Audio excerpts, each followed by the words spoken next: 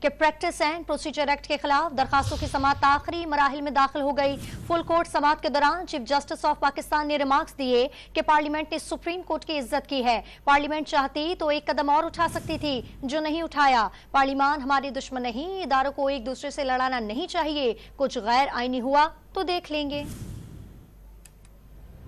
Supreme court میں chief justice کی سربراہی میں فل بینچ کی جانب سے پریکٹس اینڈ پروسیجر ایکٹ کے خلاف درخواستوں کی سماعت جاری ہے۔ دوران سماعت چیف جسٹس نے ریمارکس دیے کہ پارلیمان ہماری دشمن نہیں، ایک ادارے کو دوسرے سے لڑانا نہیں چاہیے۔ کچھ غیر آئینی ہوا تو دیکھ لیں گے۔ اٹارنی جنرل نے دلائل دیے کہ آئین چیف جسٹس کو ماسٹر آف روسٹر تسلیم نہیں کرتا، جس پر چیف جسٹس نے استفسار کیا کہ ماسٹر آف روسٹر کی اصطلاح پہلی بار آئی کہاں سے۔ ماسٹر آف دا رولز تو میرے خیال میں انگلستان میں ہے، مگر ماسٹر آف دا روسٹر مجھے نہیں پتا۔ مطلب اتنے وکیلوں نے بات کی مگر کسی نے اس بات کے ذرا وضاحت نہیں کی، مجھے نہیں پتا اس کا۔ چیف جسٹس قاضی فائز عیسیٰ نے ریمارکس دیے کہ پارلیمنٹ نے سپریم کورٹ کی عزت کی، پارلیمان چاہتی تو ایک قدم اور اٹھا سکتی تھی۔ اگر پارلیمان چاہتی تو ایک قدم زیادہ جا سکتی تھی، وہ قدم انہوں نے اٹھایا نہیں، اور شاید اس لیے نہیں اٹھایا کہ ان کو ہم پہ اعتبار ہے کہ اس کو ہم خود کیسے چلائیں گے۔